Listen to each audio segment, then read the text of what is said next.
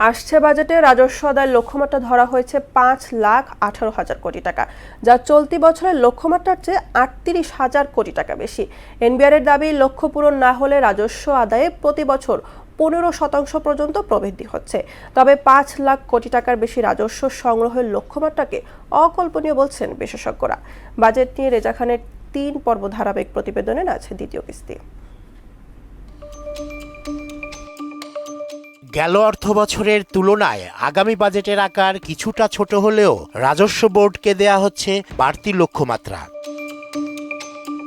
আগামী অর্থবছরে রাজস্ব লক্ষ্যমাত্রা ধরা হয়েছে 5,18,000 কোটি টাকা। চলতি বছর এর পরিমাণ 4,80,000 কোটি টাকা, অর্থাৎ আসছে বাজেটে রাজস্ব লক্ষ্যমাত্রা 38,000 কোটি টাকা বেশি। যদিও এনবিআর এর পক্ষ থেকে লক্ষ্যমাত্রা 5 লাখ কোটি টাকার মধ্যে রাখার প্রস্তাব ছিল।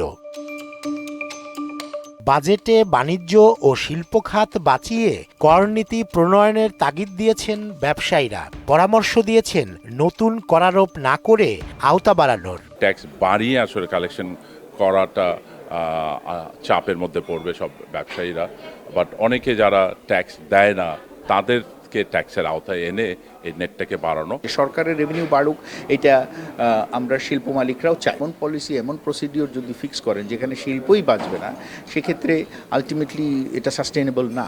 লক্ষ্যমাত্রা পূরণ না হলেও প্রতি বছর রাজস্ব আদায়ে 15% পর্যন্ত প্রবৃদ্ধি হচ্ছে, এমন দাবি করে এনবিআর বলছে, আগামী বাজেটে মৌলিক পরিবর্তনের অংশ হিসেবে বাণিজ্য সুবিধা অনেকটাই বাড়ানো হয়েছে। কাস্টমসের ক্ষেত্রে ইতিমধ্যে আমাদের কিছু ক্ষেত্রে আমরা যে মৌলিক চেঞ্জগুলো আমরা আনার চেষ্টা করি সেটা হলো ট্রেড ফ্যাসিলিটেশন। প্রতি বছর প্রায় 14-15% করে আমাদের প্রবৃদ্ধি হয়েছে। বাংলাদেশের আর কোনো সেক্টরে কিন্তু এই পরিমাণ প্রবৃদ্ধি হয়নি। গড়ে প্রতি বছর রাজস্ব সংগ্রহ কম বেশি 4 লাখ কোটি টাকার মতো। তাই লক্ষ্যমাত্রা 5 লাখ কোটি টাকা ছাড়ালে পূরণ দুরূহ হবে বলে মনে করেন অর্থনীতিবিদরা। ইভেন 5 লক্ষ কোটি টাকার রাজস্ব আদায় করা এটাও খুব চ্যালেঞ্জিং, কারণ আমরা এই পর্যন্ত যা করতে পেরেছি 4 লক্ষ হাজার কোটি টাকা বা তার আশেপাশে। 5 লক্ষ হাজার কোটি টাকাতে উঠানো, সেটার জন্য অনেক পদক্ষেপ লাগবে। গরিব জনগোষ্ঠীকে পরোক্ষ করের বোঝা থেকে রেহাই দিতে প্রত্যক্ষ কর আদায়ে মনোযোগী হওয়ার পরামর্শ দিয়েছেন তিনি। করের বোঝাটা দরিদ্র মানুষের উপরে অতিরিক্ত না হয়, স্ট্রাকচারটাকে চেঞ্জ করে ডাইরেক্ট ট্যাক্সেশনের দিকে যেতে হবে। রেজা খান, মোহনা সংবাদ, ঢাকা।